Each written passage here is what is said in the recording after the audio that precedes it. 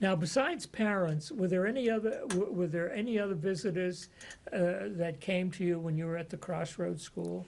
The school superintendent used to visit regularly, and I can remember Was that? that was Mr. McHugh. Yeah. And we were taught, when Mr. McHugh came, if it was in the morning, we immediately stood up and said, "Good morning, Mr. McHugh." And if it was the afternoon, it was "Good afternoon, Mr. McHugh." And that carried over into town. We did that when we was in school in the town, too.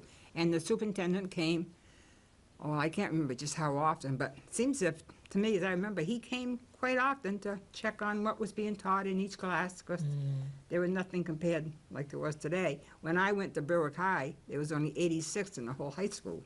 We had 4 teachers, so compare that with Noble today, and It's quite different. it's quite different. Did the superintendent talk to you, or just listen, or no, he observe would. the teacher? He would answer us. He would say, "Good morning, children," or "Good afternoon, children." Right. And but he would talk with the teacher, and he would he'd listen maybe for 10, 15 minutes, and then I imagine he went on to another class. Now, if you did have, for example, like if you had an arithmetic book, for example, or a grammar, an English grammar, if you had difficulty, could your neighbor help you? Did that happen as long as you were quiet? No, we never. You waited for the teacher. Yeah, and I will have to say that, if you went to the teacher and said, "I think I'm having a problem with this," they seem to have the patience of Job, because they would take the time to explain everything to you. And it wasn't so much with English or anything, it probably would be with math. With math, Yeah. sure. Did you end up with the same subject at the end of each day, or did you sometimes change it around? Up through junior high, yes, we had the same subject. High school, we had, what we used to call it, we had 5 classes a day, and there were 7 classes. So every day you would go start at 1 to 5, and then the next day you'd go 6, 7, 1, 2, 3. It would change. And that would change. So your Sure. classes, and you had study halls. It would come at different times of the day. Sure. And actually, like, would you call that revolving classes, or? But I know I really liked that, and we had that all through high school. Sure. It's interesting.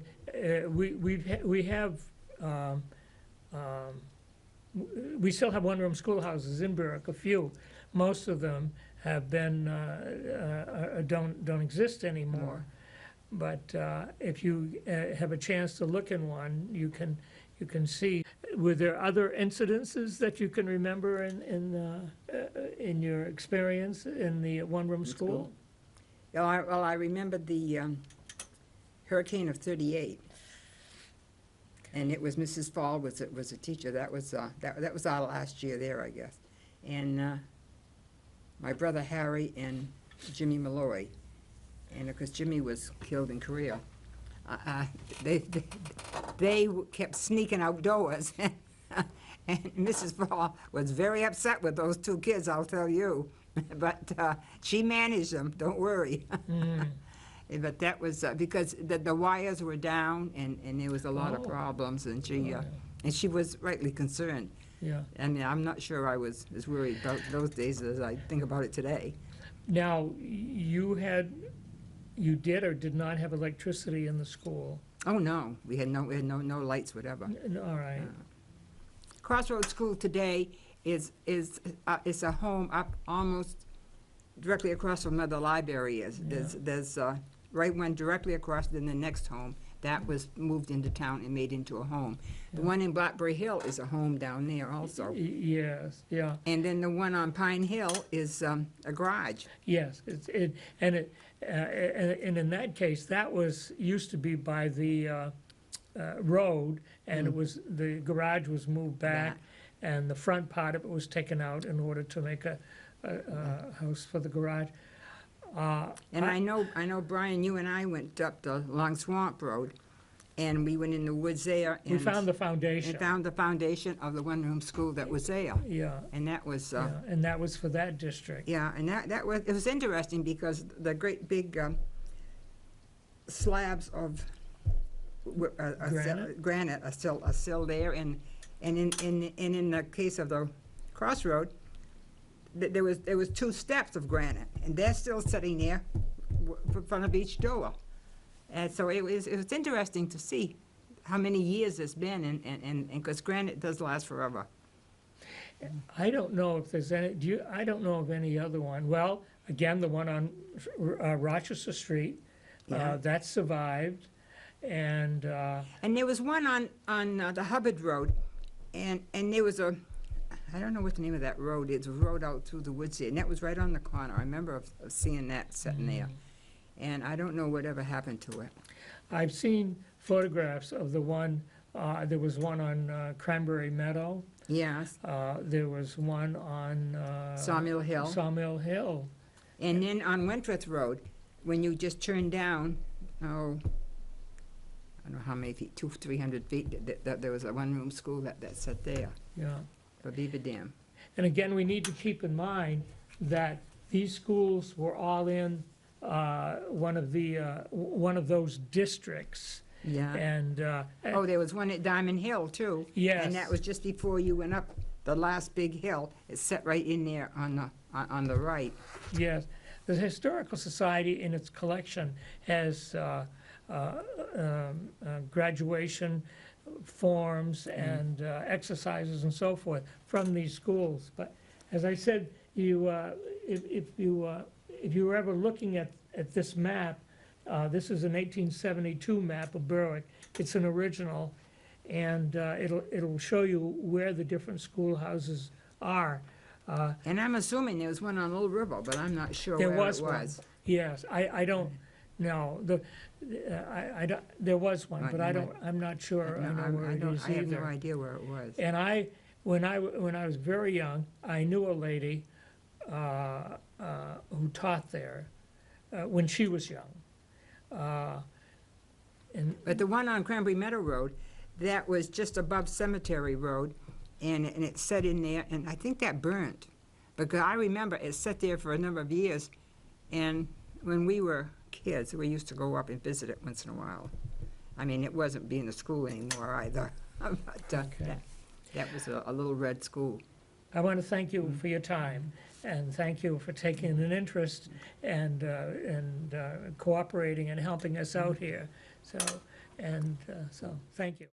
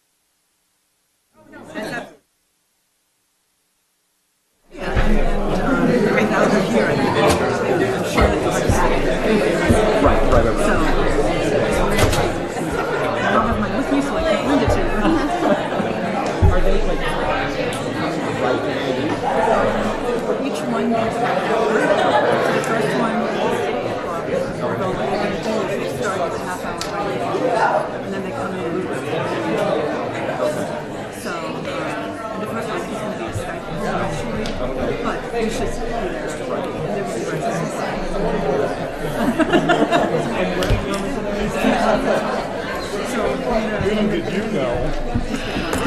Okay.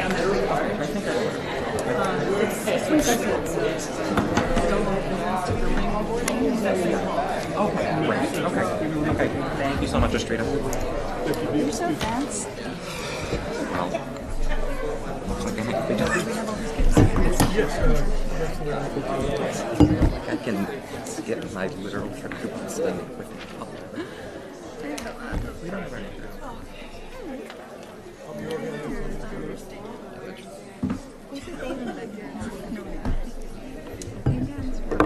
I should probably take my keys off the table. Can I put them in your coat pocket? Yeah, I mean, if they fit. Sometimes that coat pocket gets. Can you put it in the other one, please, and thank you? Thanks. You're welcome. Yeah. I need to text Beth and Jeremy real quick. To stay where the whole thing will work.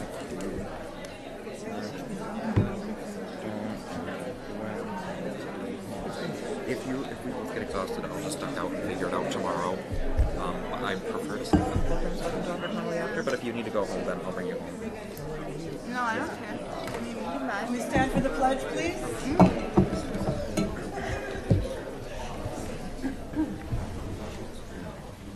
I pledge allegiance to the flag of the United States of America and to the republic for which it stands, one nation, under God, indivisible, with liberty and justice for all.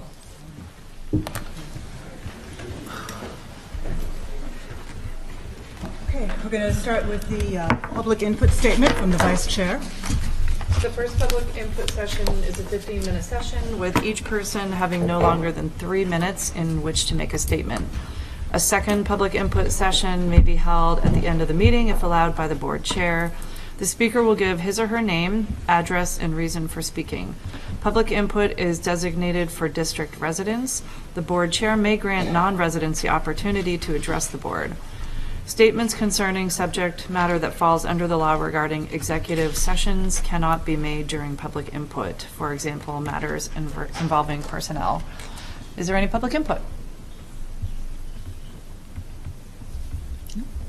Okay, in that case, we will move on to the next item on the agenda, the sports update. So it's been an eventful winter for Noble Sports, and Mr. Watson is going to come up to the podium to share some of the great news with us. Right there at that podium. I wish this was here. Good evening, everyone. It's a very sensitive microphone. You don't have to worry about it. You could stand. I have a loud voice, so you'll be good. It's with tremendous pride that I'm standing in front of the residents of Berwick, North Berwick, and Lebanon this evening to give you a sports update. I can't give you a rundown due to time of all the amazing things that happened this winter, but I was asked to bring 2 of our 7 winter indoor sports teams to this evening to celebrate some of the amazing accomplishments that have happened. I'd like to start with our wrestling team, and our wrestling team is represented by the team captains here this evening, as well as the coaching staff, coaches Gray, Zellers, Badger, Dubois, and Bronder. This team, I don't know how I can get them on camera, but I'd like them to be able to show the folks the 2 state championship trophies that they won this year. They won their first state championship as a team since 2011. And they also won the state of Maine's inaugural duals state championship with a 65-16 win over Mount Ararat. They are here this evening to be recognized by the board and the folks who are here, as well as the folks at the communities of Lebanon, Berwick, and North Berwick. So congratulations, gentlemen. You've done our community proud. I know that many folks drove around the communities and saw signs of support. Wishing you good luck, and it was a tremendous experience this year, and I'm glad that things turned out the way they did, and I was glad to be a part of that. So congratulations to you. I would love it if you could stand up in front and display our display.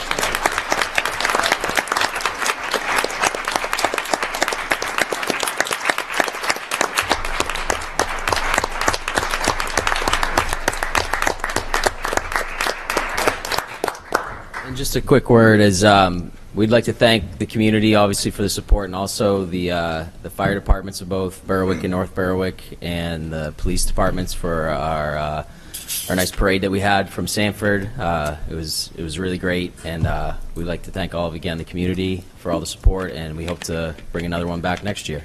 Thank you. Coach,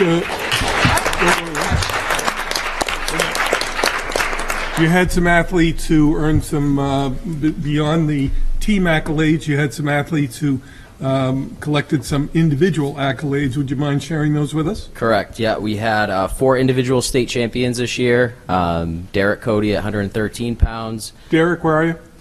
Derek's not here today. Never mind, Derek. Just the captains came today. So Josh Cody was at 132 pounds. Sam Martell, who is here, at 145, one of our senior captains. And PJXL at 285. We did qualify 7 for our New England qualifier, which is this weekend, this Saturday, here at Noble. The top 3 finishers from there will be going to New England's the following weekend. So and we hope saw to continue on. Two articles in the newspaper, one on Derek Cody and one on PJXL. Correct. Who won one match when you don't do the disqualifications his freshman year when he came out for wrestling, and is a state champion as a junior. Correct. Yeah, his freshman year he came out and won one match, and had a tough year, but kept plugging along. And his junior year he's now a state champ. So he's a really great story. And that's a what, 279, 285? 285. 285. Yeah. Coach, I have a question. Can you explain what's the difference between state champ and dual state champ? So in wrestling you have an individual tournament that is scored. So as you advance, you get different placement points. So if you place first, you get 20 points. You place second, you get 18. Where in a duals tournament, you actually, our whole team, all 14 weight classes, will wrestle another team. And then the entire team will move on. So a lot of states do it. This is the first year the state of Maine has done a dual state tournament and an individual state tournament. So we're happy to be a part of both. Is the final score of one of those supposed to sound like a lopsided basketball game? Yeah, pretty much. So the max you can score is 84. We scored 65 to 15, I think it was. So yeah, it was a pretty lopsided battle. Unbelievable. Yeah, they made me look good that day. Oh, there was a video of you jumping about 6 feet off the ground. Yeah, So I got a little excited in PJ's match. You got a little air bit, on that. A little bit. Yeah. Track, yeah, right. I'll tell. Yeah, we'll get some high jump. All right, thank you very much, Track. Thank you all.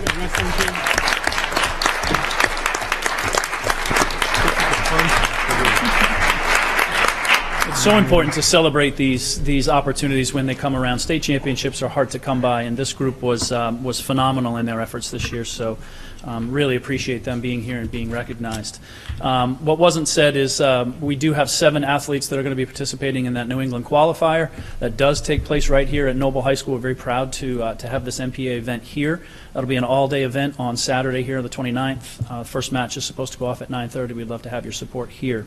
We will have 7 players that are 7 athletes that are trying to qualify for New England's. They are Sam Martell, Josh Cody, Derek Cody, PJ Exel. Those were the state champions, as well as Chris Pilcher, Blake Willett, and Jake Mulligan. So good luck to you guys, man.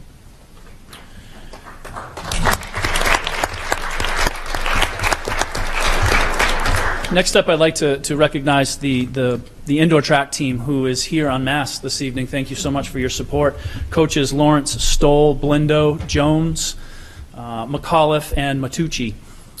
We had the boys and the girls indoor track teams had their best seasons ever for indoor track.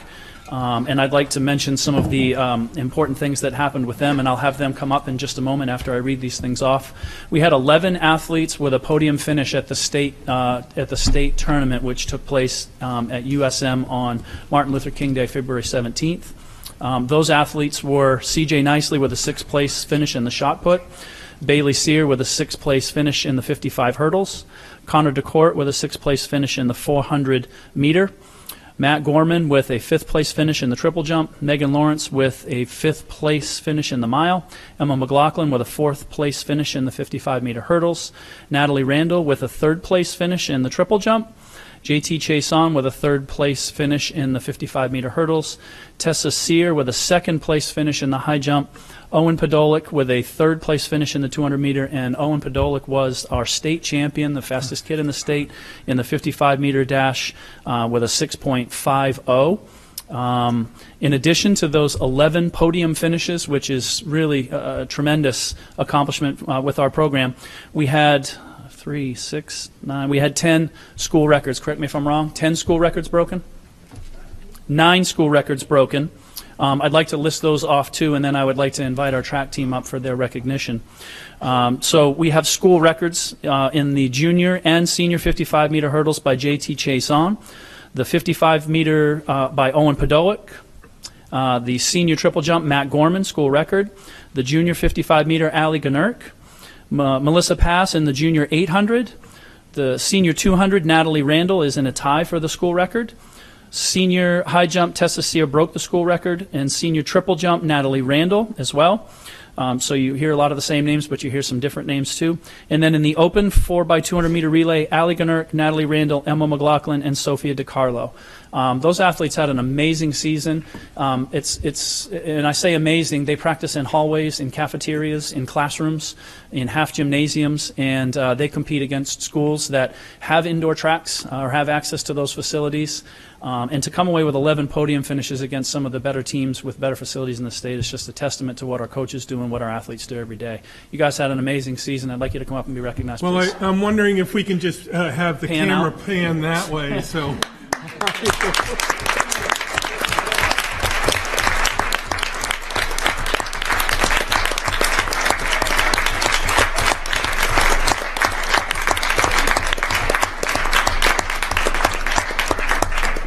It would be like moving half the school, I think. As you continue to pan out, I do need to mention that we have 3 athletes that have that are going to be competing at the New England Championships. That's this Saturday. It's down at the Reggie Lewis Center just outside of Boston, Mass.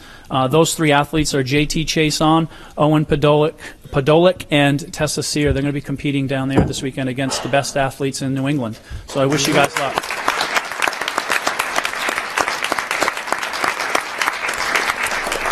So, Owen, where are you? Owen is currently at baseball. I was going to say he has a unique distinction in the state of Maine. He's I think his number 1 sport, I mean, he may say differently, but I think his number 1 sport is baseball. And he's the first guy that I've heard of that pitches a fastball and runs to home plate to catch it. So, you see how that goes? Yeah, never mind. All right. So, geez, tough crowd. So what we have on the back counter, was on the back counter? Okay, there is sheet cake. Coach Gray, you're in charge of the knife. Somebody else is in charge of the knife. And what we'd like you to do is to make sure you enjoy a piece of the, unless the coaches... I don't want to hear about somebody having to suck weight, because they ate a piece of cake. So if you'd like a piece of cake, we'd appreciate it if you'd help yourselves. And again, thank you very much. Congratulations. Good luck in the spring.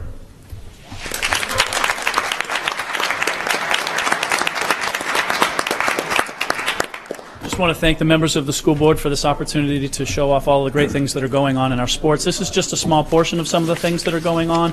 We had lots of other team successes this winter, and we're hopeful to kind of catapult that into the spring sports season. And thanks for all of your support in our endeavors. It's much appreciated. Thank you. Thank you. Okay, moving on to item number 5, the minutes of January 16th. Any discussion? Yeah, they're old minutes, but we didn't have a quorum at the last Yeah. meeting, so that's why they've come back. Any comment?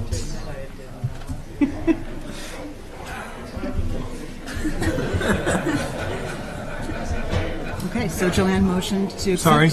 Sorry. And Linda to second, and all in favor? Wait a minute. Can we have a hand again? 1, 2, 3, 4, 5, 6. Abstain? Okay. Student report. All right, so I also had on my list to congratulate them because it's amazing to be surrounded by people like that who are breaking records.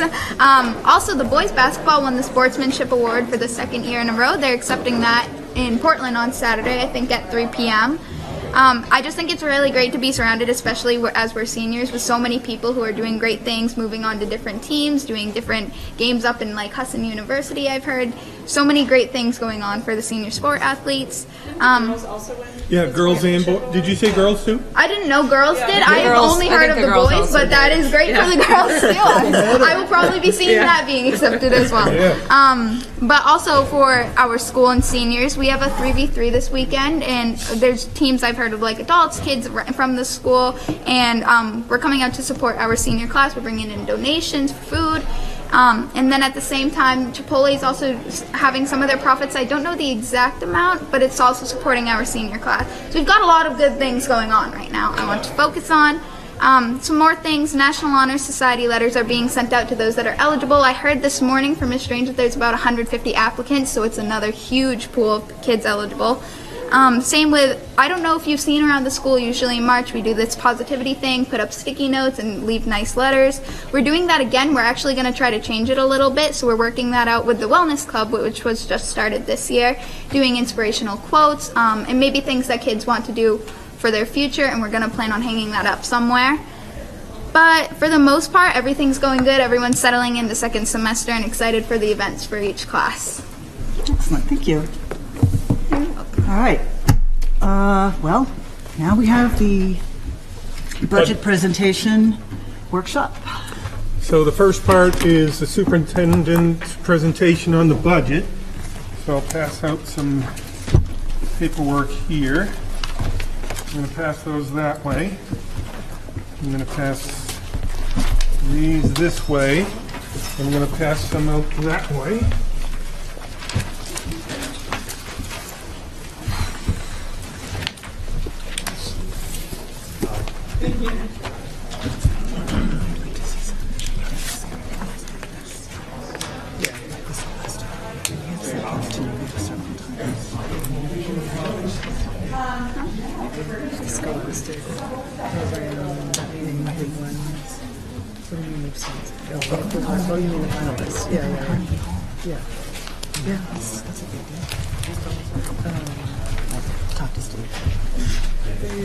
Miss Hunter, yeah, no, well, she was not anymore, I guess, but she used to give like presentations on national history stuff and the winners. Just want to make sure from that this year. We okay for me to start? You all set? Okay. So thank you for the opportunity to present to the board tonight the superintendent budget.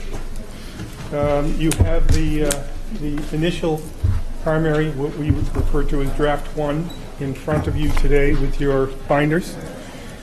And the 2021 budget binder that you have there represents a $1,314,000 increase overall to taxpayers. That's an equivalent of 6.56 overall increase. So there are major factors that influence this budget draft. For instance, new positions. If you would turn to the next page, you would see all of the positions from Noble High School, for instance, 8th grade math teacher, 8th grade science teacher. We talked about that last year, adding another team to the 8th grade this year. World language position, it was already added this year but wasn't accounted for in the budget, so we're putting it into the next budget. Adding some hours to the clerical staff for the athletics. In the Excel program, a 2/10 position. At Knowlton, Elks behavioral intervention person, and then an educational technician to accompany that. All of these are represented in the budget categories that you have in the different tabs. Lebanon, 4/5, half regular ed, half special ed position. It's just a half-time position. And then in grade 2, formerly a Title 1A funded position that would come out of 1A and be in the local budget, so that's one position added to the local. A guidance position of a half-time. At North Berwick, a grade 3 teacher, and in the grades K through 5, behavioral interventionist, half regular ed, half special education. So you'll see that the person is noted here as a half under the North Berwick budget because that's the regular ed portion. We have in Huzzy School an educational technician 2, formally funded as well by Title 1A. And we have a teacher half-time, special education half-time, regular education at Huzzy, which will be an increase of a half in Audra's budget. At Mary Hurt Academy, previously the administrative team were teaching principals, and they're moving to administrators, so that is an increase of 1, half for each of the gentlemen. And then MHA is a reduction of 1 teaching position because they would not be listed as teachers at that point. Educational technician, they will be performing roles as teachers but not listed as teachers. They've received administrative pay. Educational technicians, MHA, a 4/10 increase. On the flip side, you see that there are in administration and IEP coordinator for the Knowlton School Assistant Director.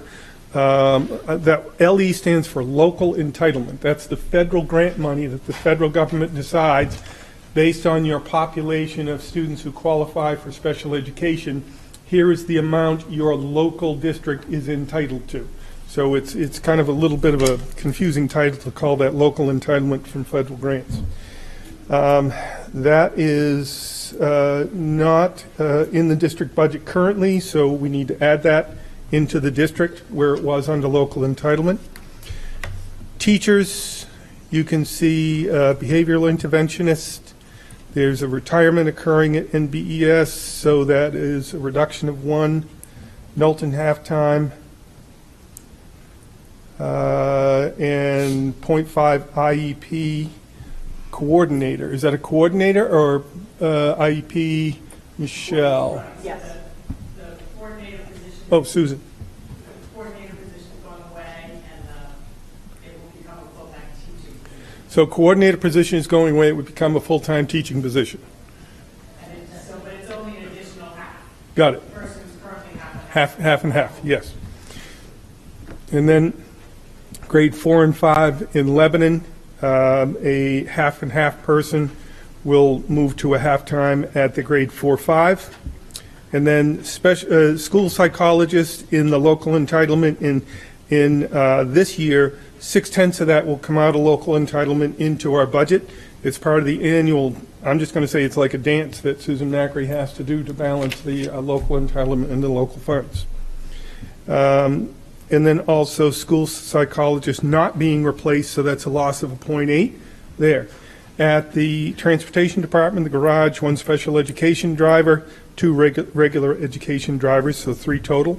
A flex driver that was added in F20 has to be accounted for, so that's into this budget, and 2 bus monitors. Once again, we've talked ad nauseum about the lack of drivers, the opportunity to have full staffing. It has been an incredible stretch on that department this year.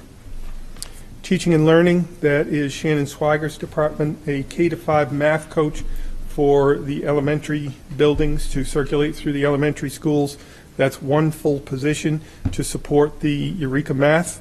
And then add a half curriculum coordinator because previously Heidi Early-Hersey was split between 35 and 60, and Shannon is fully under 60. Maintenance department, assistant director of facilities, because the moving forward with the school revolving renovation fund work and with the projection of possibilities for major construction work on the horizon, that would be an impossibility for Mr. Moore to take care of all aspects of those jobs and his current job. Central office, full-time year-round social media doc star. That's turning everything over to electronic resources. That's a full-time position. In the ELL, or ESOL, English Language Learner programs, we're looking to add 1 additional teacher. We have 1 district-wide, and there's new regulations just out about the roles of teachers that you have to have. If you score a 1 or 2 on the WIDA, you have to have 2 periods of direct instruction per day, and it cannot be by an educational technician. even if they're certified in ELL. It's got to be by a teacher. There are a couple of other regulations that go with that. School health coordinator, it was formerly funded by Title V. That is, Title V is the REAP funds, which is rural education from the federal government. Education Director DeVos has decided that Title V's are wiped out, so we're losing those funds, and we're challenging that at the state level. But for this time being, we'd have to pick up the halftime coordination of the position.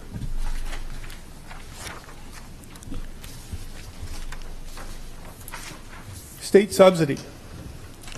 State subsidy is a really interesting thing. It's like trying to follow the bouncing ball, only it's a football and you don't know where it's going to go. So state subsidy, if you look at our subsidy, it represents a decrease of $673,000. One thing I would like to point out to people, though, is while the total receivership of state subsidy is down, there's something that is a little bit unusual for us this year. The 20-year bond on this high school is paid off. So the way it works is it's state funding. So 20 years ago, the state first said, here's your first year payment on that, $1.67 million. It's taken in as revenue, run through our system, and given back to the state instead of, why don't you just keep it and we'll call it good. It comes through, it filters through the school system. This is the last year of the high school payments for the state. So after this, there will be so we have, for next year's budget, we have a decrease of our revenue from the state for $1.67 million, but we also on the expenses side won't be sending that out. So that'll be a wash. A good thing for us is that the mill rate for 2020, how many dollars per $1,000 of property valuation is necessary to fund education. This current year is at $8.28. Next year moves to $8.18. So that means the taxpayers are paying slightly less on the mill rate, which means that the state government is picking up the difference on that. Negotiated contracts are obviously major factors. Teachers, that's in negotiation. We also have administrative association, support staff, AFL-CIO, as well as numerous contracted services. And the contracted services are listed in just about each of your cost centers. You'll see it on their detail pages. Changeover is always an important category in a budget. If you have any retirements, for instance, and new hires. Insurance projected increase. April 1st, we get the news. In the books that you have right now, we have that represented at a 5%. Capital improvement plan routine maintenance for this year is a total of $200,000, substantially short of what we would have wished to have seen it, but we know last year was yet another challenge. This year we have that set at approximately $522,000. So that gets, Kevin, what, 4 projects done? Yeah, 4 or 5 major projects done for us this year. Doesn't leave us a lot to work with after that. I mentioned the REAP funds, school revolving renovation funds, potential cost. We received $1.8 million. The state would pay, that's for asbestos abatement at Noble Middle School. The completion of that is for sprinkling. The remaining portion of Hanson School that's not sprinkled, sprinkling North Berwick Elementary and Hussey Elementary, which would all be part of the larger scale projects that we're looking at and would help to reduce some of those costs. That's 1.8 mil, and the state would pick up 59.14% of that, so a little over $1 million. So our share would be $730,000 over a 10-year bond, so approximately $73,000 per year. That will need to go out in a referendum in June. Draft 2. So the information that you're going to be seeing on this next page is above and beyond the booklets that you have in front of you. Your binders are draft 1. If you would turn to the page that says draft 2 reductions. So the administrative team has been meeting far too often lately. You just kind of start to look at numbers and they sort of blend together. And what we have offered at this point is approximately, I think it was $196,000 more dollars from that. Let me just back up and check my number. $197,000, and that would bring the overall 6.56 that you have in your first draft down to a 5.58, and would represent an increase of, that 5.58% represents an increase of $1,117,000 to taxpayers, which that particular number is less than the fixed costs of the contracts that we have in place. So that means anything else is a loss. Anything else funding-wise is a loss for us. So on this, we have, as you can see, under the technology budget, sub-calling system from Frontline to Time Clock Plus. If we didn't make that move, it would save $10,000. If we reduce field trip transportation by $10,000, transportation take instead of a 5 and 1 on the busing, move to a 4 and 1, 4 large, 1 small. We already know that we have one state subsidy we've been approved for. So, but don't forget, the state subsidy means that even though the state says you can take your 2006, that's what this bus is, full-size bus out of circulation, you will not get the funding for that until a year out. So the funding from the state for the bus, the replacement cost, will be in the 21-22 budget. So we still have to account for the costs that we need to spend in this budget. And then the second thing that we have done is Brenda worked on a Volkswagen diesel, the federal diesel money that Volkswagen had to pay in penalties. And she worked on a grant to receive money for that. I think it's a 60-40 that we put into the competitive grant. So we're paying around $35,000 out of the cost for the whole bus. So we'll reduce the bus line from 5 and 1 to 4 and 1.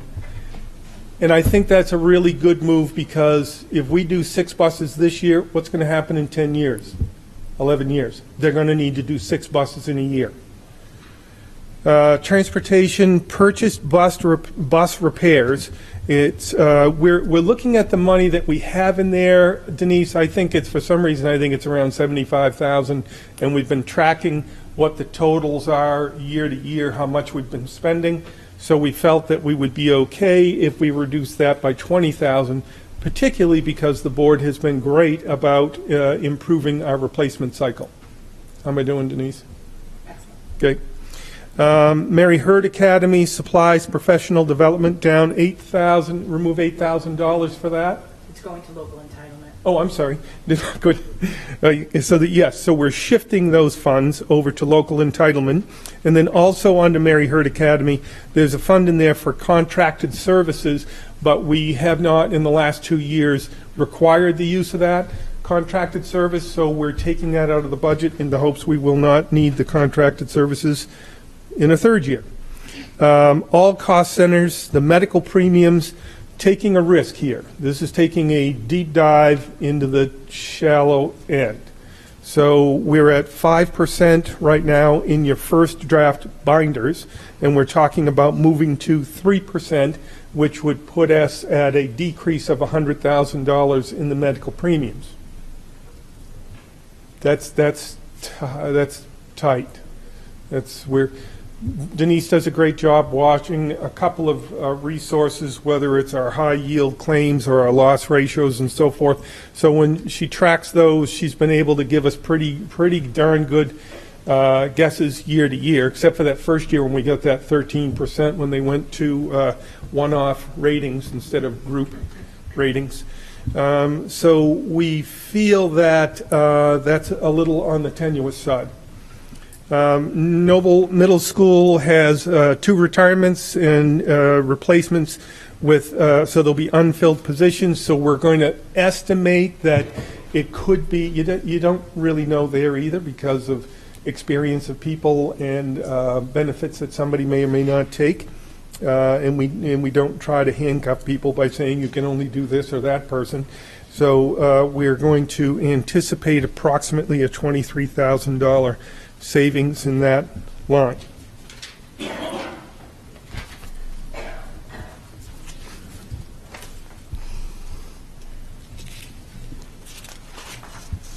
The administrative team has a list of suggestions for the board's potential decision sheet considerations. If you could turn to that page. So next week, the administrative team will be back to speak to you specifically about each item on this page. Because the point is, while it takes us from a 5.58 down to a potential 4.35, the impact of these changes is going to be, I'm going to say the word devastating. It's going to be devastating to our progress, to where we're trying to go. And so we're not advocating that the board take everything from that list and say, hey, great, thanks very much. You've cut to the chase for us. But we're saying that if we're in a situation where if you have a $40 million budget, and let's say let's pick an easy number, 3%. Let's say you have fixed costs in a lot of contracts at 3%. You're already talking $1.2 million before you even get out of the gate and consider anything else in a budget. So we're talking about how to add positions, make some shifts in the work we're doing, do the juggling act and local entitlement, continue to move forward with the progress we're making in social emotional learning and trauma-informed schools, for instance, and the support here for multiple pathways and other programs. And we're trying to figure out how do we do that when in essence the fixed costs are meaning that we are doing more work with less dollars. So as you can see, it talks about so again, people are going to talk to these next week. So when you're going around today and talking with people, I don't think you necessarily need to focus on the things that are suggested on this particular sheet, but of course feel free, any topic. So eliminate an SUV. We were talking about purchasing SUVs, have a little bit more flexibility and use for us than the vans do. And we are building programs. You remember multiple pathways started out at about 35 students, and they're going to be up about 100 students in total, the total population next year. And part of that agreement is the opportunity for them to have free flow in their activity throughout the school year. In Lebanon, eliminating half-time guidance position, Knowlton School, 1 Fountas and Pinnell reading kit. You see that number correctly, $6,500. Maintenance, reduce 1 by 1 insurance deductible. So the money that we set aside for when we need to use insurance deductibles, we would reduce that by $5,000. Kevin, what is that now? Is that at 10,000? Yeah. 10,000, thank you. Huzzy School reducing, each of the elementary schools said, we'll reduce $2,000. We're down to markers, right? We're down to markers, we're down to regular school supplies. All the middle school, the high school all said the same thing. High school said $2,500. Joe said he would throw in the erasers with it. Athletics, it's reducing the middle school tournament fees. Maintenance department, remove this. This is a very difficult one. It was the last thing that I put on the list. removing MHA garage intended for the extended learning opportunities. The work that you're doing now with those students is unbelievable. The opportunity for them to use simple home kinds of power tools to continue to do more extended learning opportunities with every kind of topic that's related to woodworking, for instance, that could be done. We can't spend the money to put a filtration system into the school, but we can add a garage and open some doors. So I really struggle to see that one on this list. Transportation, reduced travel for professional development, reduced textbook budget at NMS, reduced contracted services for grounds work at Knowlton. If you've had an opportunity to visit Huzzy School, there was this professional organization called the Hamill Family, I think. Was it the Hamill Family? It was the Hamill Family. I was stunned when I came by the front of that school at the start of the school year in how amazing that looked. And it was an opportunity for Knowlton to do the same thing, to revitalize, refresh the front of their school. But we've offered that. Eliminate summer data retreat honoraria for people who are under teacher contracts and reduce the pool of people who are coming to that. Move the middle school lacrosse uniforms to the 22 rotation. Reduce requested equipment at the high school, cut the ELL position from a full-time to a half-time. Instead, I think it's a slippery slope. I'm not sure we're going to meet the new state statute if we do that. And then at central office, instead of bringing in a person to do the full-time work as PR and the DocStar work in getting rid of our backlog of the earliest paperwork I can find is 1917. So getting rid of all the backlog that's there, we would look to change that to stipended position for some people who already are at central office, and they would take that on as extra duties. So the potential savings, if all of these things were put on there, it's at $245,425, would bring us down to 4.35, as I mentioned, or an $872,000 overall increase to taxpayers. The timeline that's coming up, as a reminder to the board, March 5th, budget discussions. The administrative team will be back to talk specifically about the items that we've added to that last sheet. March 19th, budget discussions. April 2nd, third round of budget discussions, and April 9th, board needs to adopt a formal budget that moves from the superintendent to a board budget by that date.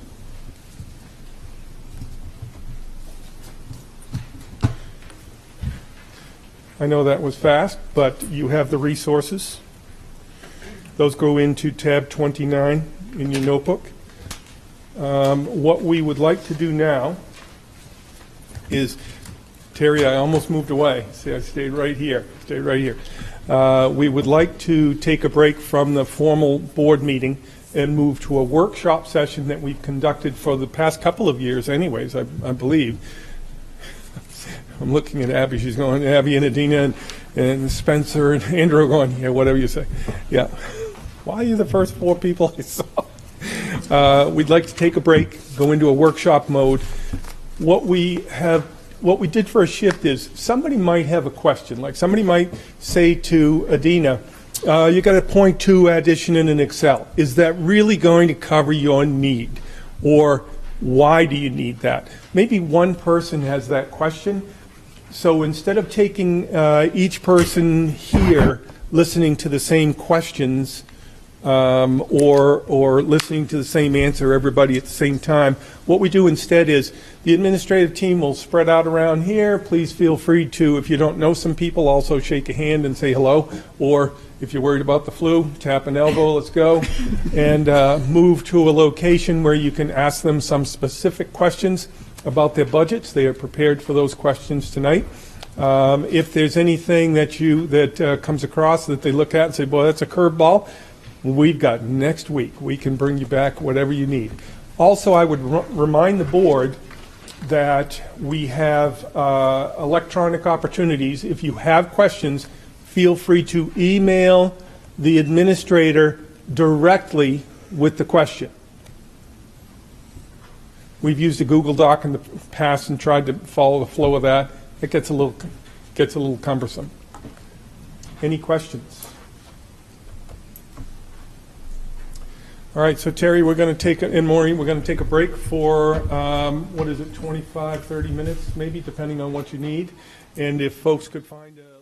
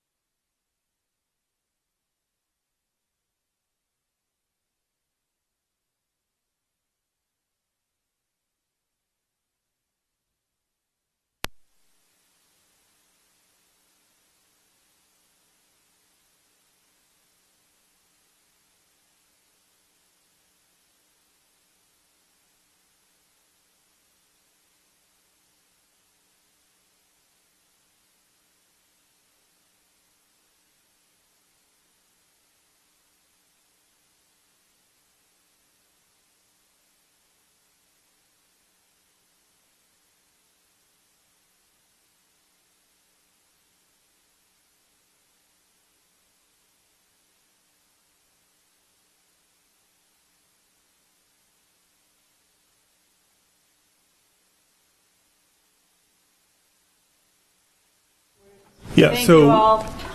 have a good night. Thank you. And they'll be back next week, too. If you look at the beautiful new school website that we have, you click on the school that the person's from. The emails are there.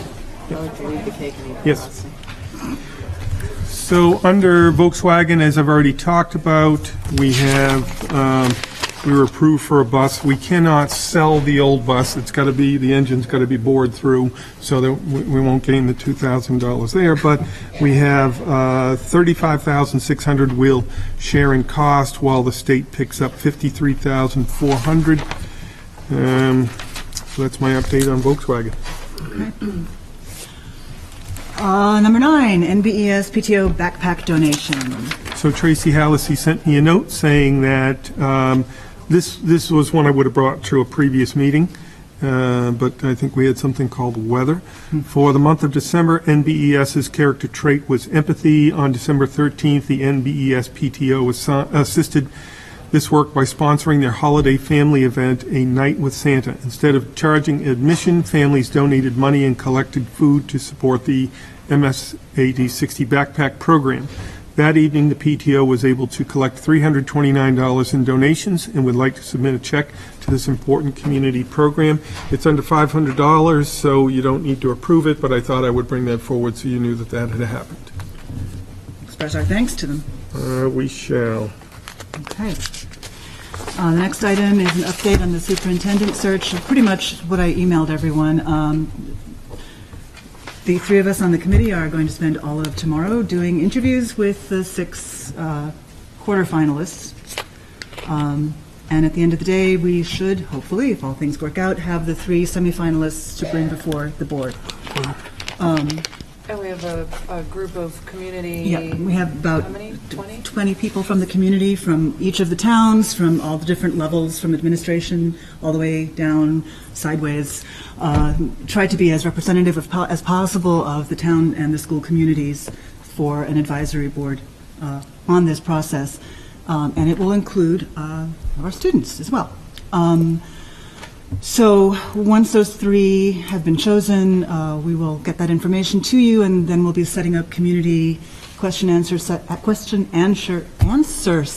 That's hard to say. She sells seashells. Potentially some tours. That will take place sometime the week of March 9th through 13th, and if you can please, we'll publicize the dates. If you can attend, that would be great, because you'll get a sense of them in their potential environment. And then there will be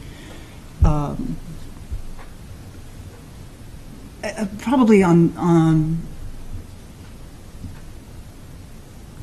we have a set of questions that we're going to be asking tomorrow, but there will be a slightly different set that the board needs to ask. So we'll need to meet to run over those and make sure that we'll have the information we want from the candidates so that we can make the best choice. So that's March 19th, before or after the board meeting. That is a board meeting day. And then the final interviews with the full board will take place between April 6th and 10th. Again, we will let you know as soon as we have verified dates with the candidates. I just want to add that we've had a really impressive pool of candidates. I think we said that before, so, which is, I think says a lot about the district. One from as far away as Alaska. And then the April 16th board meeting is where we will actually make the final vote on the chosen candidate. So that is that. Any questions about that? Okay. All right. Then on to building committee update. Okay, I'm going to be going into CHA tomorrow with Kevin Moore to do the next round of discussions with Alan Cunningham and Ashley Richards there about the spacing. We've seen some maps that indicate the spaces. They're getting down to ensuring square footage, looking at the population studies. The population study that we're having the struggle with is in Berwick because it says that the NSDEC study says that Audra Beauvais K-3 school will go up 7 students between now and 28, 29. Sorry, which study was that? It's called NSDEC, N-E-S-D-E-C. It's New England School Development and Economics Council or something like that. And they're an organization that we subscribe to, we pay for service. I think that their Lebanon numbers are reasonable based on what we see in conversations that I've had. I think the North Berwick numbers are reasonable. But to think that that school will go to about 408 kids is just doesn't make any sense to me. Audra picks up more kids than that each year. She's already picked up 4 this year, so what are we thinking we're really going to see there? So that's a little bit of a difficult piece, but we're working through it. I think I've asked this before, but this group that comes up with this study, do they factor the potential growth that is going to happen? So they look at live births, they collect information from the municipalities on permits that are already enacted. They collect information on what's the economy in the area, what's the kind of households that are being built, what's the property that's, so they try to take into account a lot of the relevant factors that you and I would hope they would. But for instance, across the street from kitty corner from the school is a 77-unit mobile home park that's going to be built, and the regulation is that it's a 55 and up. I think I've talked about this possibly with you, that what that means is that one permanent resident in each home needs to be 55 or over. It's not a child-free place. And we see generational family situations going on in each of our schools. So to imagine that we're going to pick up 2 students from that is not realistic to me. I don't know what's going to happen with the revisioning work for Prime Tannery, but the workforce housing. There's a place in Gorham that has been built to be like that, but those units are significant. The units that are above the restaurant, the hops factory, and the insurance company are extensive. They're extremely high rental, owned properties. I just don't think that's this. I don't think we can compare what might come in Prime Tannery versus what's coming in the middle, what's already been built in the middle of Gorham Village. There's a different kind of community from one to the other. It's just the way it is. So our current plan is to have a 1-floor wing that has connecting enclosed breezeways and has a slab on the top of it, because what we don't want to do is we want it built to sustain a 2nd floor in the event of. The other thing that we've done is we're planning to do some relocation of some of our services that are district-wide services that happen at Huzzy that we would like to see at our North Berwick School. And we think that will, we know that will free up some interior classrooms. So I don't want to be in the situation, I don't want to put the towns in a situation where over the life of a 20-year bond that halfway into it, we're saying now's the time to put that second floor on, or we're going to make some space, and the other thing we're going to do is we're going to balance out the population of our our three town schools by doing that, because of the population that North Berwick will pick up, population that Hussey would be reduced by. So that's kind of what's in the works. I am having conversations with, I've had some conversations with some folks related to the bond bank. Ann Panett, or is she? Oh, Tori Reed, excuse me, thank you. And also conversations with some folks connected to the DOE and making sure that we're on track with our plans for the building committee. One of the questions that has come up and will come up probably again and again is, why September 15th for a referendum? And the answer to the question is timing. Everything comes down to timing. If we were to go out on the June referendum, we're not going to make that timeline. We're not going to be ready by then. And because we're in the business of schools, we have those windows referred to as summer. So if we wait until the November election, we will not have our plans in place. We won't have the contractors in place.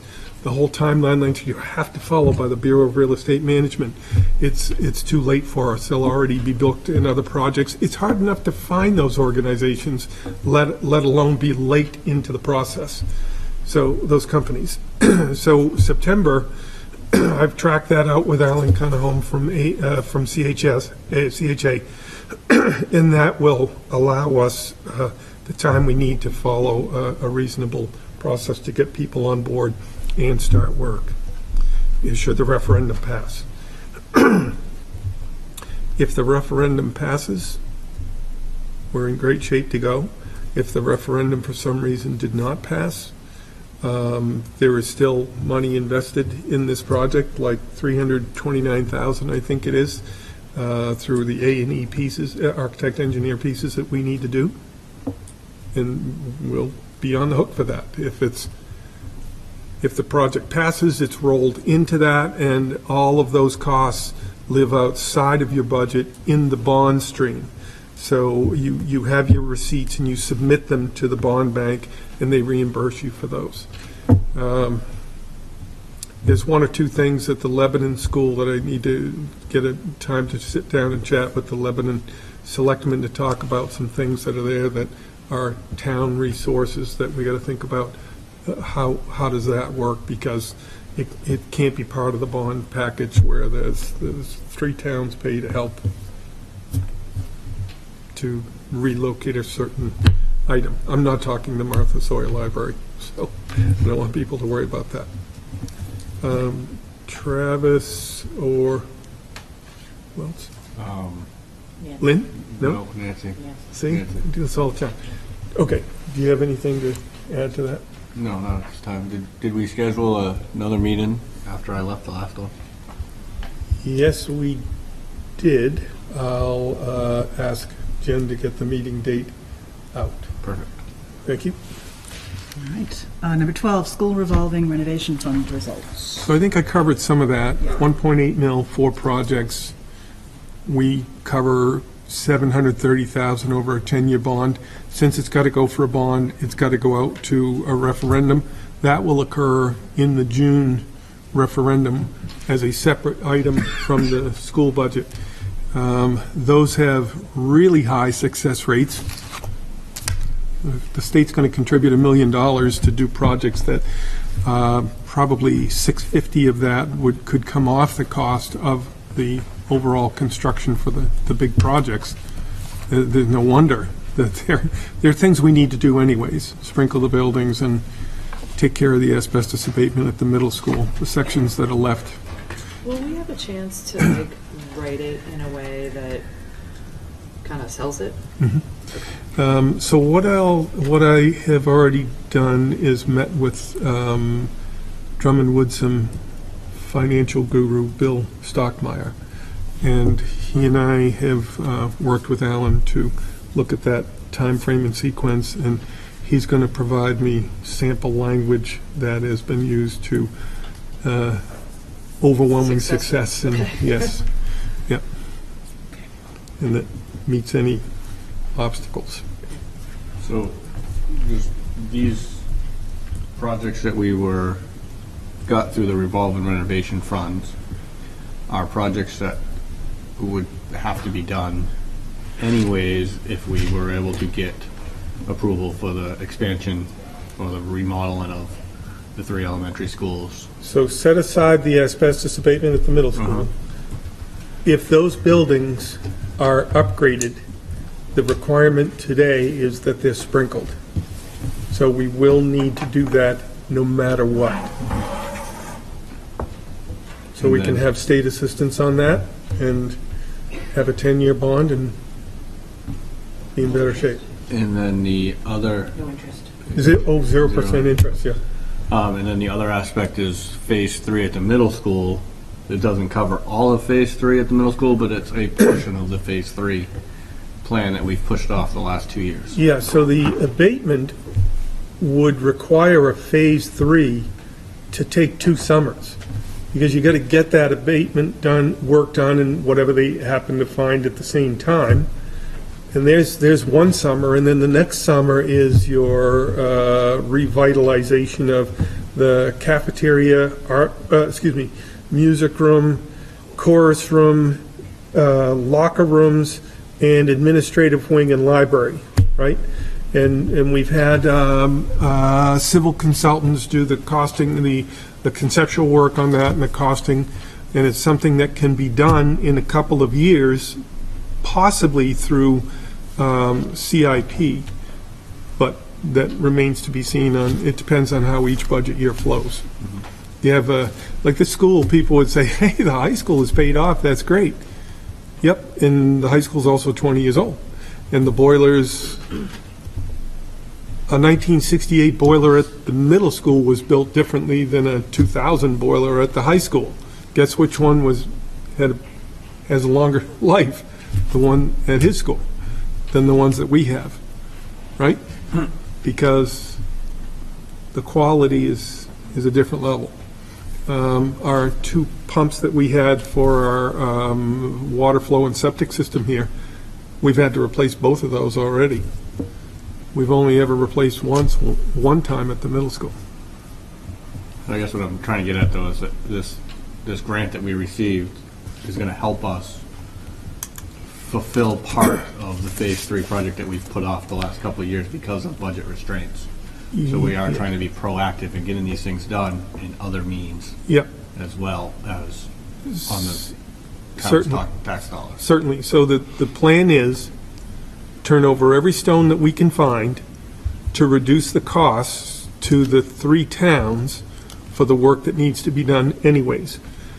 Within a short window of time frame, here's a simple example. Lebanon Elementary School is going to need to be replaced. My longer range vision for this would be that a referendum passes, the school projects happen, the district now reaches a circuit breaker amount with the debt service, qualifies for state funds within a couple of years after the referendum has passed. You put a complete new classroom section and some renovations to the middle school on the state list, and I think you're in great shape at that point to get that done, and also to do some upgrades to Mary Hurd Academy. And then the district's in really good shape. This will be the next piece, because it's big ticket stuff. The parking lots, you got to replace the paving, it's $1 million. It's just, there's no way around it. And you can't lease purchase paving. you paving and roofing, you got to pay for it. That's all there is to it. No loans on those. Any further questions? All right, number 13, the calendar approval for next year. I'll keep one in each of those, or 2.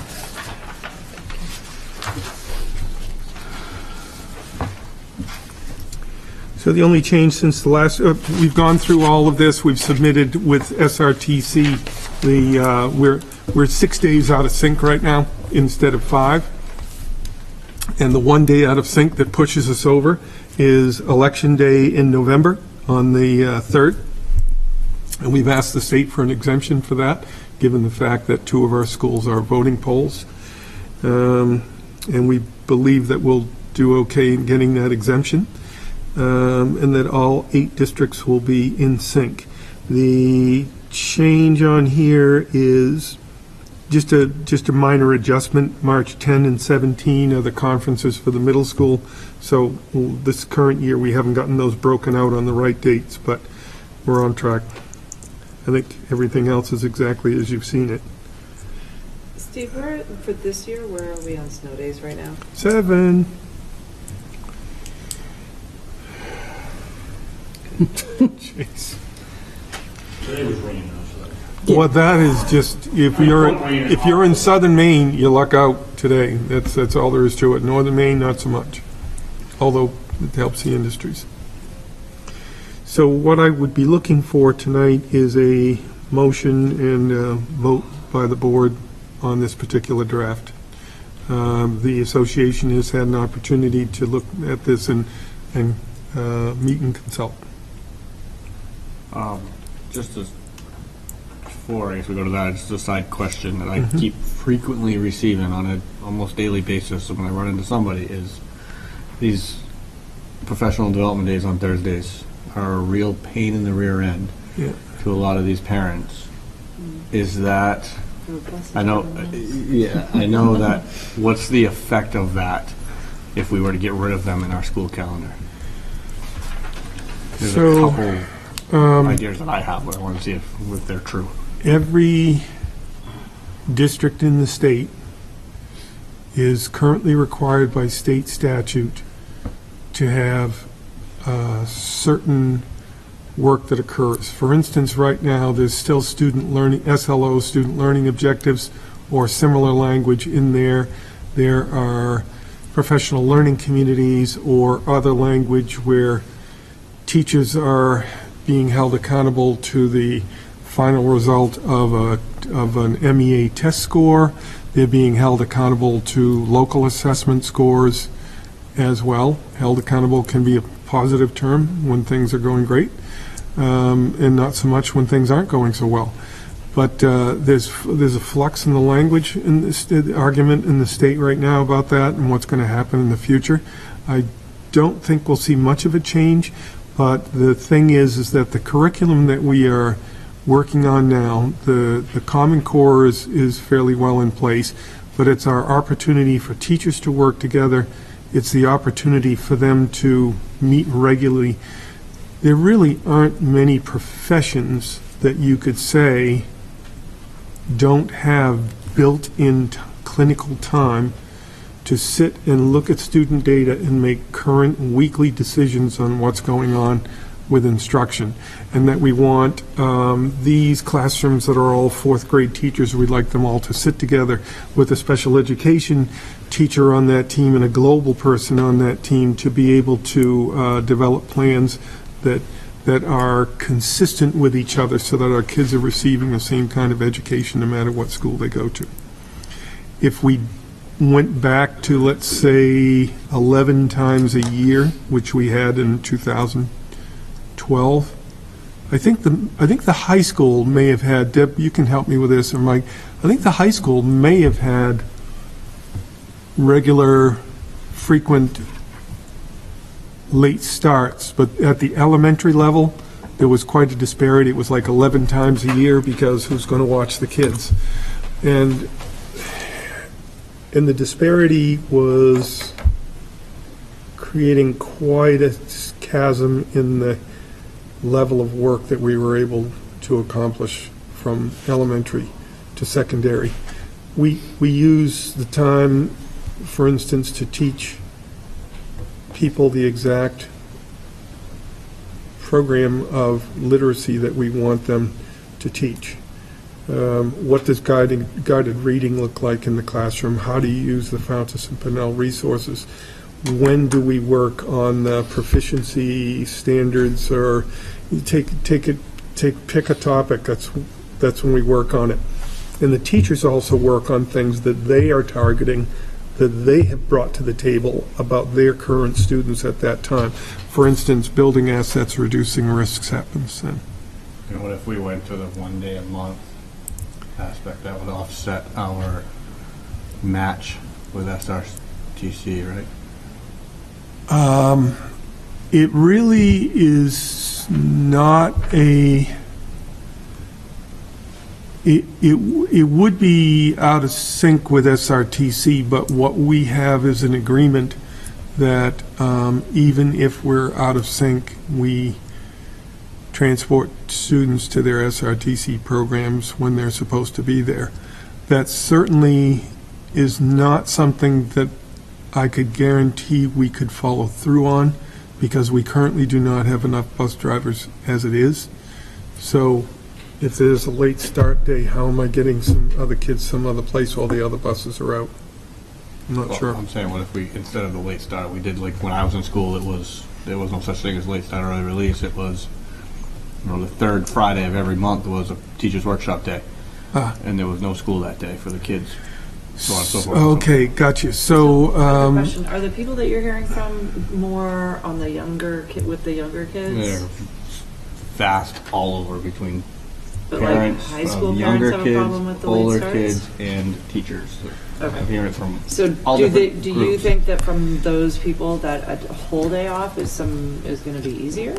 No, I'm just trying Okay. to. I'm just Just trying as to, an I'm example. just trying to put out the questions that I receive so that they can have a outlet to hear reasons why we do what Sure. we do. yeah, so if we went to a day a month, let's say, it would substantially impact the overall school budget, because the state requires students to go 175 days.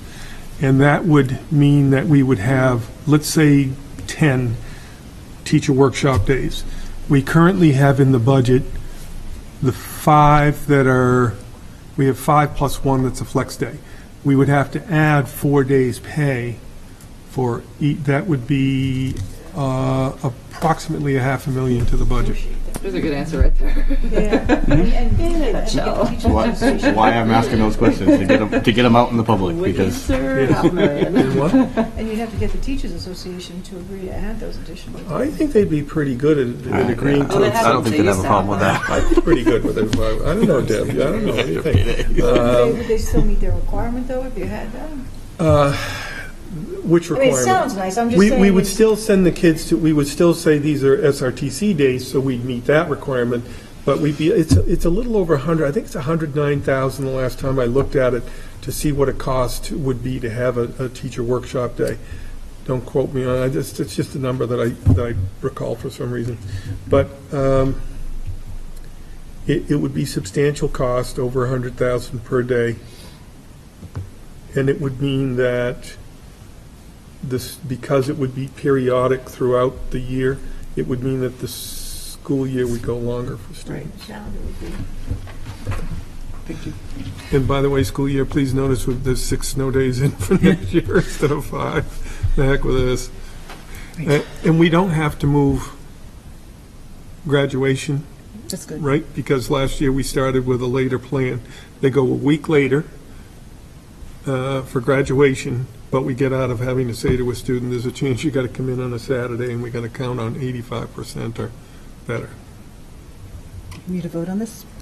I do. All right, can I get a motion? I'll make a motion to accept the school calendar. Second? Let me, I'm sorry, give me just 1 second. You made the motion and. Linda, sorry. Linda? Linda. Okay. Linda, excuse me. Travis and Linda. Getting late. Okay, got it? All right, all in favor? Yeah, okay, sorry. 1, 2, 3, 4, 5, 6, 7, 0. Thank you. We'll share it with the state and with SRTC to let them know where it is. 6 more things to go. Okay, MSAD 60 guidelines to ED 1684 food shaming bill. Okay, I'm going to provide you this, let you read. Could you give those 2 ladies a copy, please? 3, 4, 5, So you recall the food shaming bill? Well, there's some things about it that are accurate and some things about it that are myths. For instance, if a student who owes money to the cafeteria goes up and takes a la carte items, you can quietly take them aside and let them know that the meal that they can have is the subsidizable meal. You don't have to provide the a la carte because those have, we don't get a cent back on those. That's pure loss right there. So if you just take a minute and read through this charge policy, I'm sorry, I'm saying charge policy. I should say charge guideline because it's technically not a board policy. And if this is something that Abby Pelletier is doing a great job. She's brought in a couple of grants for us recently, and she's also on track with figuring out some equipment replacements and putting into place a contract for continual service of our equipment that was not previously in place. And she wrote this, we reviewed it, made a couple minor changes, rechecked the law. It meets all the intent of the law. So what we would do with this is to put it into all of the student handbooks. You know, you're still going to hear from people who claim that their child was told they could have one thing and not another. Oh, yeah. Yeah. And just we hear that a meal got taken away from a student, and we're checking with the school, and the school's going, we don't take meals from kids. So we hear it all the time. I don't know why. It's just something people have to say. Some people. Is there a time? I think one of the clarification aspects is the a la carte thing that people might not be aware of. Like, I wasn't aware of that aspect of. It's not food shaming to tell a kid that you can't have an a la carte item, but you can have this item. It sounds a little weird. And right? a lot of the kids, not elementary schools, you don't have any issues with that. But up here at the high school, where I've heard a lot of the food shaming complaints, I wouldn't be surprised if you did a little more investigation. It's a la carte items that are being told they can't have. Yeah, yeah. the hamburger was ripped out of their hands. And thrown in the trash. And a ritual dance. And do we have a sense of, well, never mind. No, do we have? No, go ahead. that's fine. So I don't necessarily need a vote on this. I'm just letting you know that this is the change that we've made that meets the law and keeps our district operating legally while we try to feed kids. Any yes? Just, and maybe just spitball answers. At the end of the year, how much outstanding debt do we have? Okay, that was my question.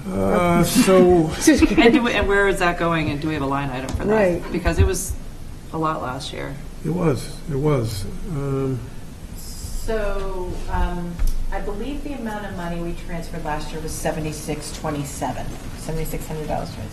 I won both showcases. I was going to say 7,500. You would have been right there. Right. I think we do still, Abby's been looking at that. We've been trying to monitor it. This is really the first year that we've had this policy in place, so I don't know that we're exactly sure. I'm trying to think what she might have mentioned is the year-to-date balance, and that's not coming to me right now, so I would feel better checking in with her. And it's changed too, because we just got the 2,000 or 2,500 check from Green Truck Farm towards our food service bills. So I'm not sure what she's at right now, but we can find out and share it with you. Do we have a mechanism in place for the people that are not paying to encourage people to apply for? We do that. So it's really not the we issue. It's even not had that a it can't. grant It's not that they before. can't afford it. We've even had a state grant before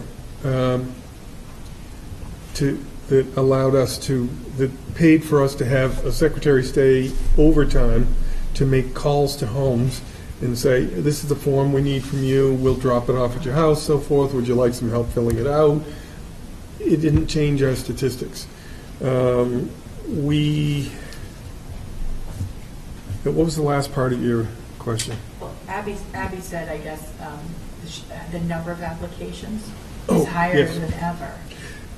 Yes. For free and reduced lunch. Oh, and last year it had dropped. Yeah, but qualifications is really interesting because the minimum wage has gone up enough where the poverty level has not risen to account for any of that. So we have people who are qualifying by $50, $80, $90 that are saying we don't qualify anymore, but the applications are coming in. We do use the $25,000 contingency we have for food service in our budget. It's category 11 and other.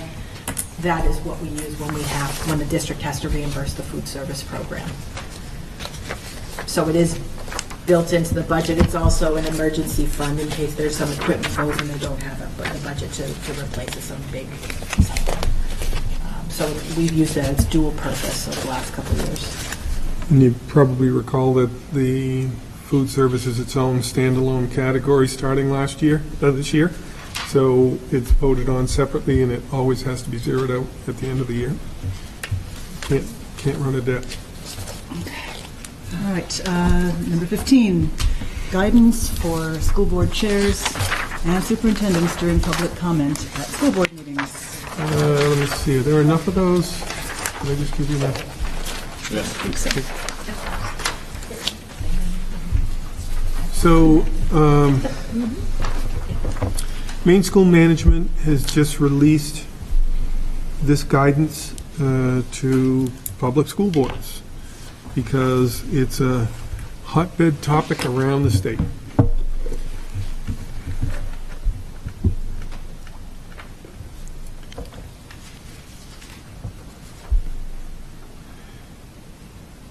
There is a policy that we have, which our trifold pamphlet that Travis has memorized, and I think Denise is well on her way if she has not already, is, what is that, BEDH or something like that.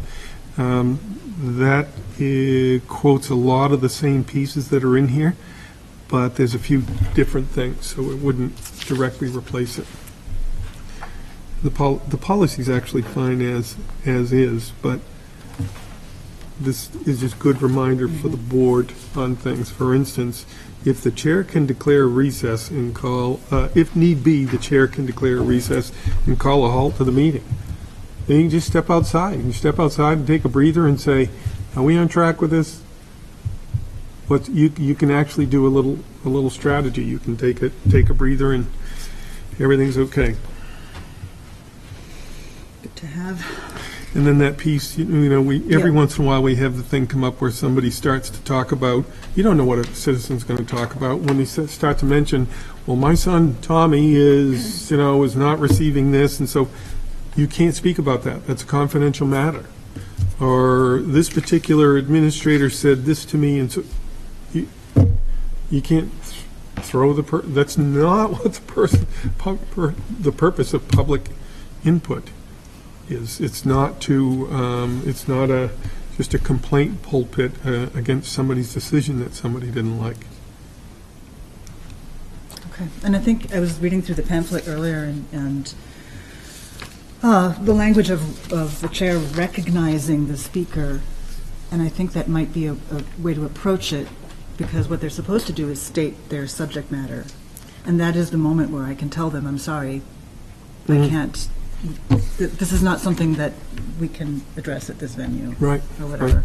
That there are other vehicles. And people get mad and they say things, well, I know another vehicle, and they want to go to the press with it. Okay, you're going to do what you're going to do. We can't fix that for you.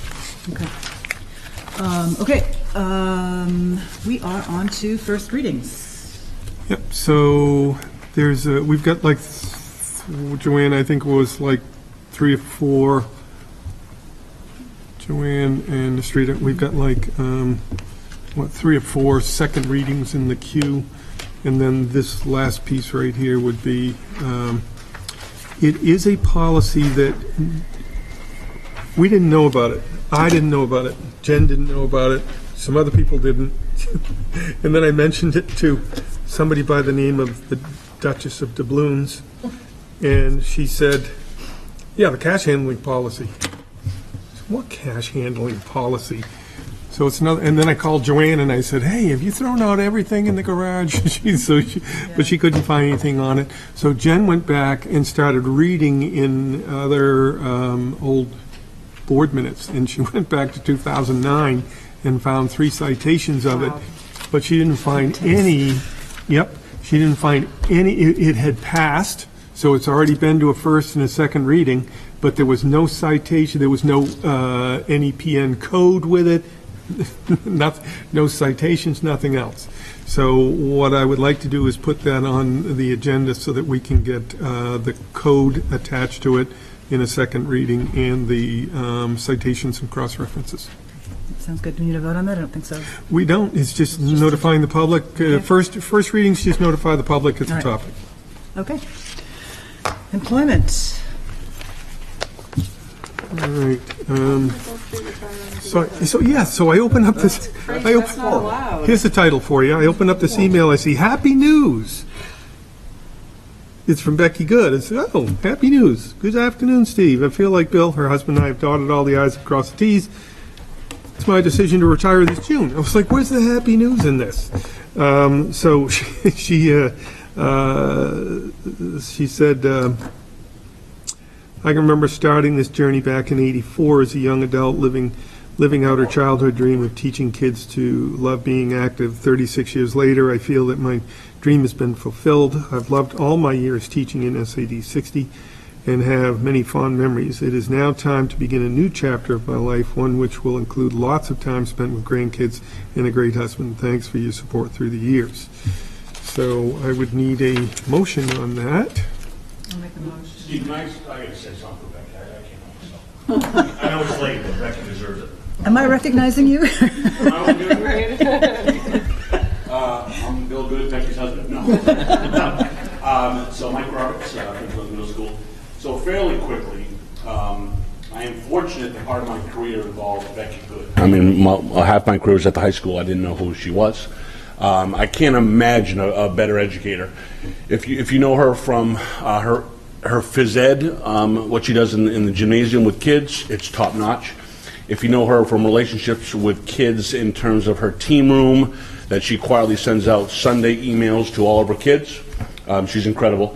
And if you know her from the morning greetings, where she's out there every day with 150 drop-offs, whether it be on rollerblades, wearing a Boston Bruins shirt, or with a face of Milton Fogg, she knows the kids' names. She's handing out treats to the puppies.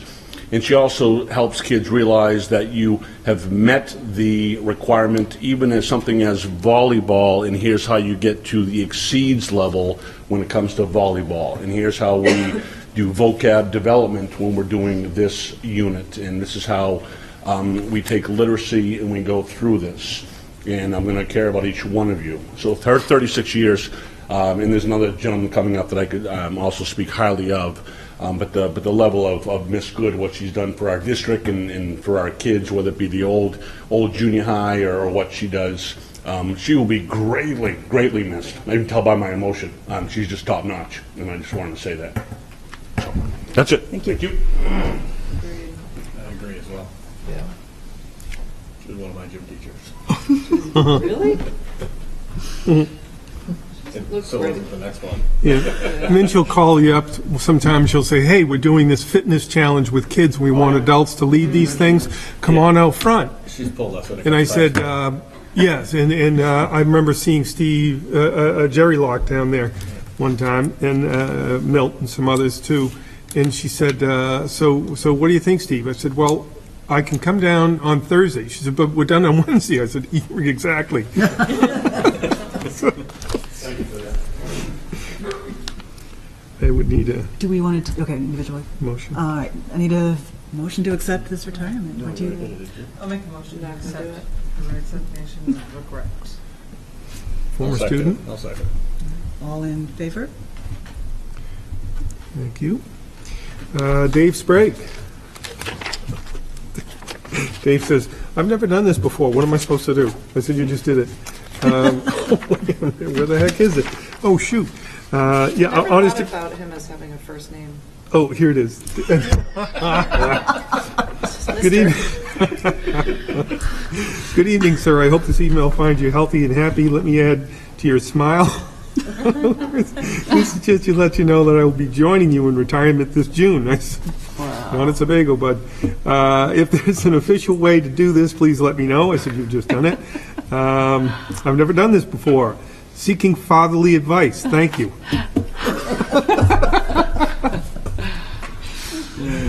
All right, we need a motion? I'll make a motion to accept with regret. Yeah, with regret. Second? I'm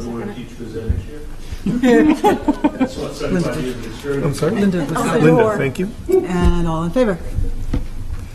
And equal sentiments to Dave. We appreciate his commitment to the district. And he's got kids, well, his last child, I think, is graduating this year. Is she graduating this year? I think so. I think so, yeah. Yeah, so he said, perfect timing, Dave, 2 in college. I like your thinking.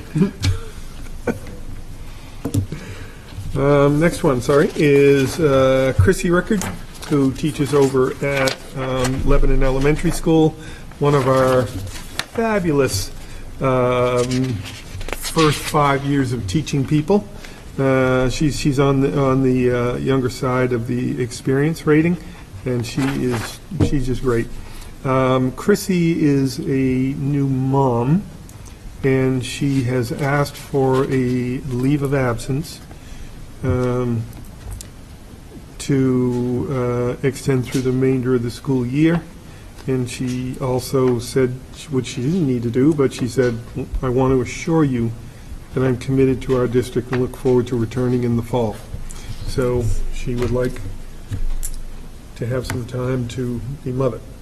I would need an approval from the board on that. Okay, can I get a motion? I'll make a motion to approve her leave of absence. Joanne? Yep. And a second? I'll second. And all in favor? She is a marvelous young lady. I wish her all Can I just happiness ask a in doing question this. Travis, you seconded it? Yeah. Okay. Is there a leave of absence policy in the district? We do have guidelines for leave of absence. It's not, it's in the contract about LOAs. Yeah. At this time of the year, the board can consider it. There's no requirement to grant a leave of absence if somebody asks for it. Or there's a number. Like 6 months, 60 days, 90 days. There's no. Okay.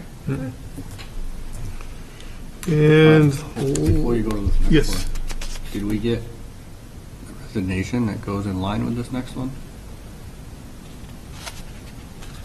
we already Did we get approved what? it. Did we?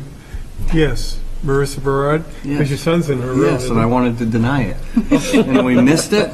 You did. I just looked at the 16th to see if I missed it. I It think wasn't it in was. that one. I think it was one of the days. Yeah, she submitted that fairly early for us I so was that we hoping would that have we time. hadn't approved it yet until we were waiting for a replacement. I Otherwise, told her I she- was going to deny it. Otherwise, and I just had an exit interview with her the other day. She didn't mention that, so I don't know. Let's She must see have known here. that it was already approved, so. So Sarah McGonigal is a person who lives in Kittery. She has taught, she's been an educational technician most recently for the last 3 years at the Horace Mitchell School in special education. She has worked at the American School in London. She is a frequent volunteer in lots of different organizations like Kittery Women Aid. She works as a teacher at the Children's School in La Jolla, California for 5 years.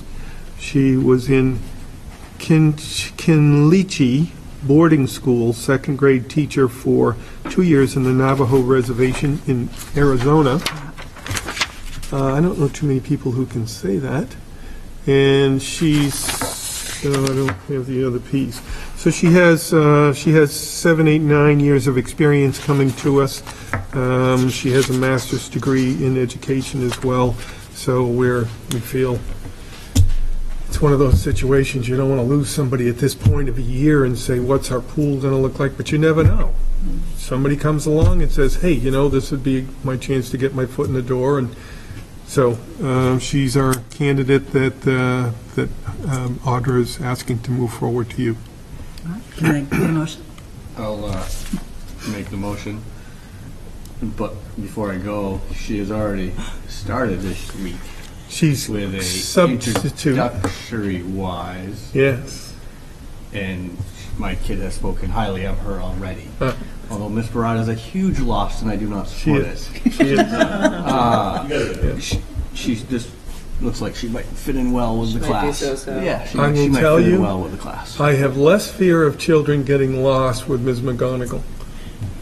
Mrs. Berard is watching and she'll know exactly what I'm talking about. I ran into her twice in the public in the last couple of years, and both times she's been, have you seen a little guy in jeans? It's about both times. She's saying, why is it you? Is he running from you? It was her child. It was her child. Yeah. Second, So please. Travis? Yeah, Travis, and a second, Second. and all in favor? Great, she'll be All right. ecstatic to know. Yeah, so we said since tomorrow was the last day for Marissa, we said, well, let's take the chance this is going to work out, and we'll have her be a substitute teacher and co-teach for the week and get some first-hand experience in how to run the systems. Do we have our guest chef? I don't see anybody. This is very quick. It's right here. I'm just going to pass you out some pictures. Here with the guest chefs at the middle school for the what were we cooking? What was it? What do you call it? Burritos? Go with burritos. I'll go with burritos. Fajitas. I talked to Abby. Yes. With fajitas. Yes. So the kids can come along and collect their food from the world-renowned chefs. Okay, and then we have a word of the week. Yeah, so just a quick heads up. One of the really cool, just really simple little things that I sometimes notice as I walk through schools. I was walking around the middle school one day and I noticed this word up. It was compose, and I thought, okay, I'll be composed. And I was thinking, wait a minute, there it is again on this wall over here, and there it is again. And then Deb came to the office. She had it on her forehead, and thanks, Deb. I think that was real dedication. I asked folks about that. I said, what's going on with this? And some kids told me about it. They said, oh, that's our word of the week. Have you had other words of the week?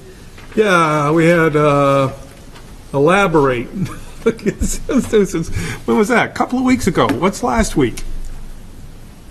I'm not sure. I remember what it means, but I'm not sure. So it's kind of interesting. Just those little pieces that people do that make a difference towards literacy.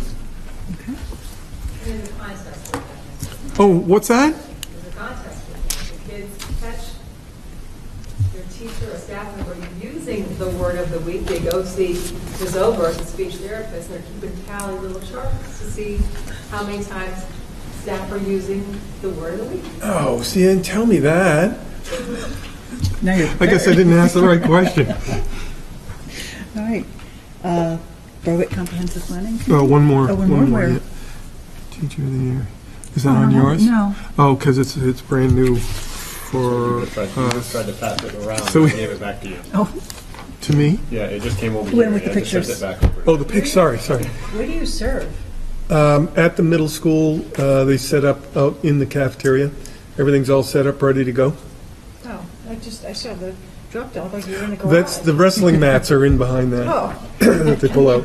Yeah, so Teacher of the Year nomination, a marvelous young lady by the name of Jess Cutliff, who has been teaching here now. I'm going to say she might be on 5 years, possibly 6. She's a math teacher at the high school, and she works in the regular education program and also in our offshoot program, the Multiple Pathways program now. And it is just, she's one of these people that goes, it doesn't matter. What do you need? I'm going to take care of you. We'll get there. just as it would be a great example of what we exemplify in in MSAD 60. So I would love to see her progress from the York County Teacher of the Year work to the state level. So we got to see that first round first, and I'll keep you apprised of that. But very proud of her, and she began her career with us. Thank you. All right. So I'll keep it super quick. The 3 Berwick reps, we had been invited to join the Berwick Comprehensive Planning Committee, which is a group that is a couple of the town employees, the Berwick town planner, and then some citizens. The schedule works out for me. And I was able to go to 1 meeting so far, and it was really interesting. They had hired it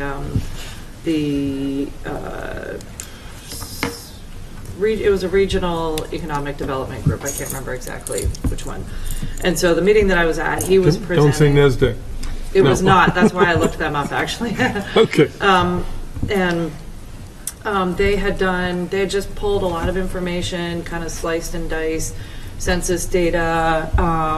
It was just kind of a chance to look at what makes up the town as far as like where are people working, where's the tax revenue coming from, who are the employers, and from that you can kind of, there was some transportation stuff in there. So even though like a lot of the people sitting around the table were extremely knowledgeable about the town, there was still a lot of like, huh, that's interesting, wow, I wouldn't have thought about that.